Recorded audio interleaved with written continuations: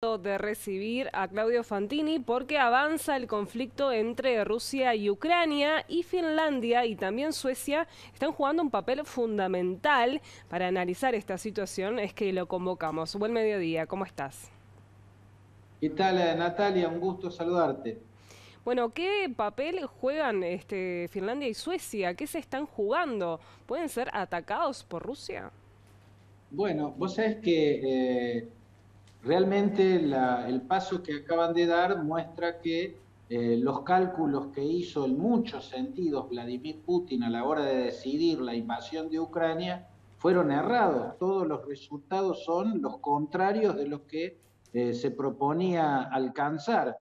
Supuestamente quería evitar un ingreso más a la OTAN, o sea, que la OTAN creciera incorporando un país más cercano a sus fronteras y terminó provocando que se incorporen dos países más. La invasión de Ucrania es lo que definió que Finlandia y Suecia decidieran salir de una cómoda neutralidad que mantuvieron desde la Segunda Guerra Mundial en adelante, incluso desde antes, en el caso de Finlandia. Hay que señalar, Natalia, que en la historia de las relaciones de Rusia con estos dos países escandinavos, hay dos guerras. Una, la primera fue en tiempos del Imperio Ruso y la segunda fue en tiempos de la Unión Soviética. En tiempos del Imperio Ruso fue una guerra entre el Imperio Ruso y el Reino de Suecia, la guerra de 1908, que terminó al año siguiente con un triunfo del Imperio Ruso.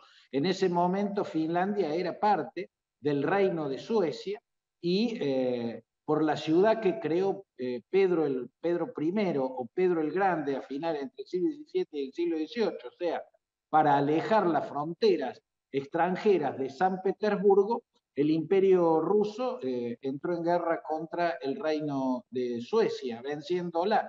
Entonces se adueñó de Finlandia, convirtiéndola en el Gran Ducado de Finlandia.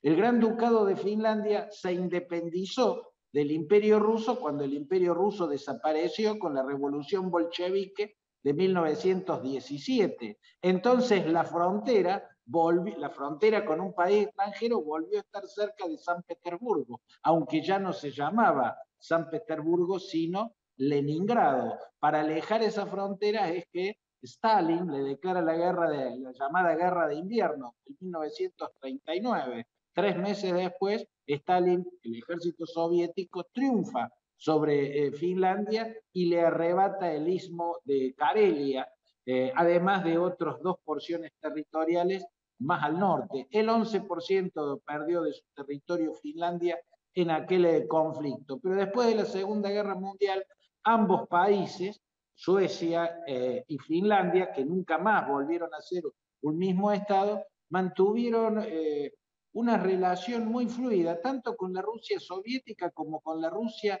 post-soviética. Suecia y Finlandia siempre fueron democracias parlamentarias, con el modelo de Estado de Derecho de la Europa occidental, siempre tuvieron estupendas relaciones económicas y políticas con la Europa occidental, pero nunca fueron parte de la OTAN porque se mantuvieron en ese estatus de neutralidad que habían adquirido en la segunda o al comenzar la segunda mitad del siglo XX. Por eso es que eh, es totalmente contraproducente lo que logró Putin con la invasión de Ucrania, porque ahí le creó la necesidad a los dos países escandinavos de hacer algo que hasta la invasión de Ucrania no se habían planteado, ingresar a la OTAN. ¿Qué puede hacer Vladimir Putin para impedirlo? Poco, porque tiene casi el 70% de su ejército empantanado en la guerra de Ucrania. Con un 30% restante